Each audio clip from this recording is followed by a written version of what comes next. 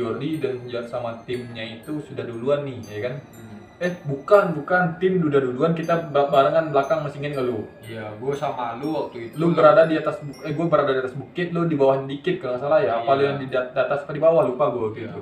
Pokoknya pas waktu di situ gue masih ingat waktu ke dalam hutan itu, ke lokasi itu ya kan. Ada penduduk sana bilang, wah hati-hati, jangan berkata yang nggak baik-baik gitu kan. Namanya dalam hutan pasti orang ngomong kayak gitu. Iya benar. Terus kata penduduk itu, wah ada kereta lewat nih.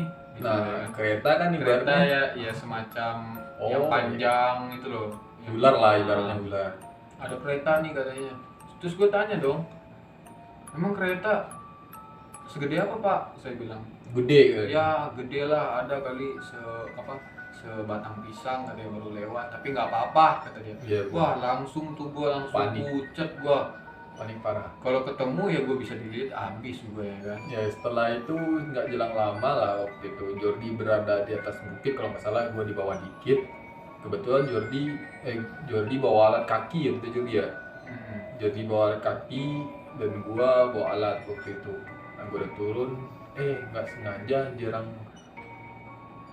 selang berapa meter itu dia, sekitar 50 meter.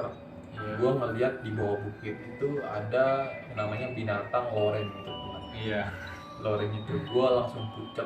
Itu gue ngeliat jelas sekali ya kan, jelas sekali itu bahasanya binatang itu udah kurus banget gitu. Kayaknya kelaparan. Nah kelaparan, udah kurus banget ya kan. Itu lu kalau misalnya dia ngeliat lu habis udah nggak ada lagi, gue nggak tersisa. Kalau dia lagi lapar banget kan. Iya. Udah kan masyarakat itu bilang di situ banyak banget. Bukan 1-2 ekor doang gitu. Berkeliaran banyak banget. Mungkin di habitatnya mungkin kehabisan makanan, jadi dia turun gunung lah jadinya. Iya benar-benar. Nah setelah itu gue langsung panik ya kan. Pas itu untung gue langsung diem kayak patung selama 3 menit ya kan. Gue diem gak bersuara. Dia lewat. Habis dia lewat itu ya kan, dia langsung kabur dengan secepat-cepatnya menuju naik bukit lagi arah sana gitu, melawan arah, untungnya nggak ke arah gua gitu ya. Dan gua langsung melintas dengan cepat sama Jordi, langsung melintas ke tempat dia itu tuh, dia ke atas bukit sini ya kan, gua sama Jordi ke sini nih. Nah setelah itu gua langsung panik, gua cerita sama tim-tim yang lain, cerita dengan penduduk yang lain.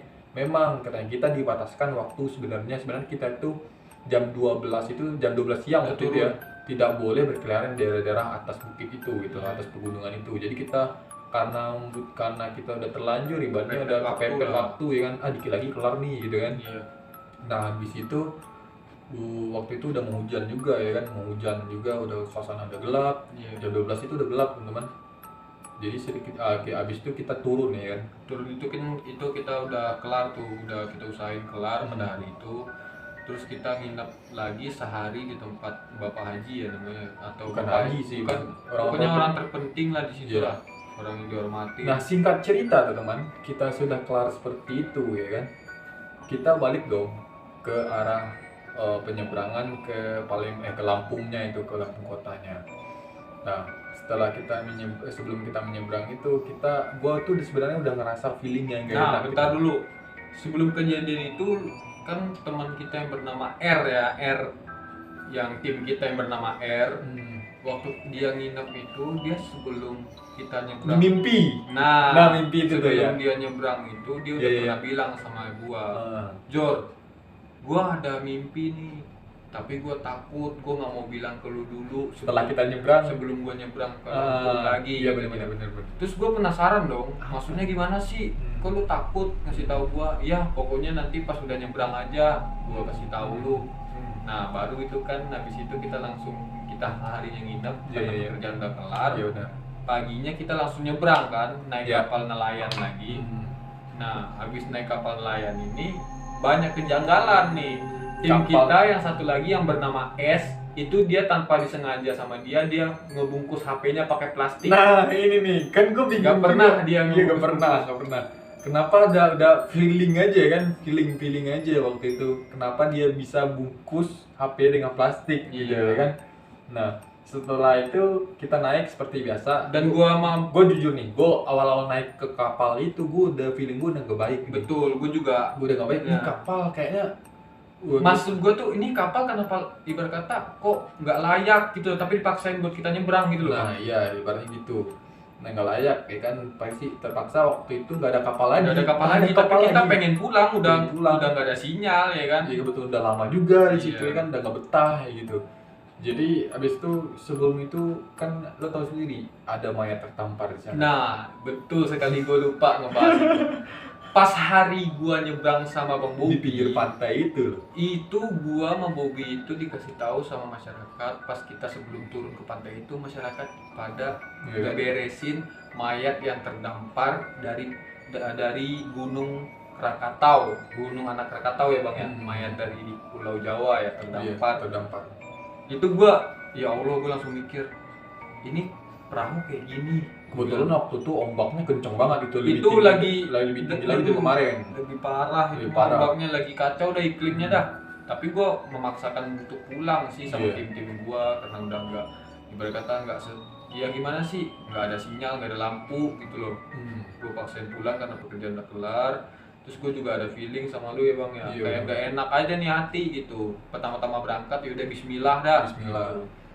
Dan gue juga kan udah bilang ke lu kan, ini Bang Son kok tumben Bang, lu ngebungkus HP lu, Iya. gue bilang kayak bagus aja, gue bilang gitu kan. Iya iya. Kayak bagus aja HP somai lu, kan. Ya, habis itu kan kita nyebrang dengan santainya pada situ saat itu lo tau nggak?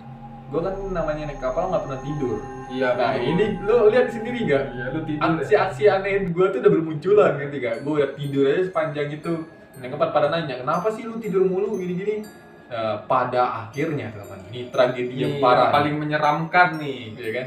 Pada akhirnya teman ya, Iya. waktu itu ombak memang terlalu besar sekali. Ada itu ketinggian 3 meter mah ngebulu ya. Lebih kali jadi 5. Bayangin temannya, ini ombak di atas, kapal kita di bawah. Iya, kita Giliran kayak terombang ambing. giliran kapal kita di atas, ombaknya di Iya. bawah, gini-gini gitu teman.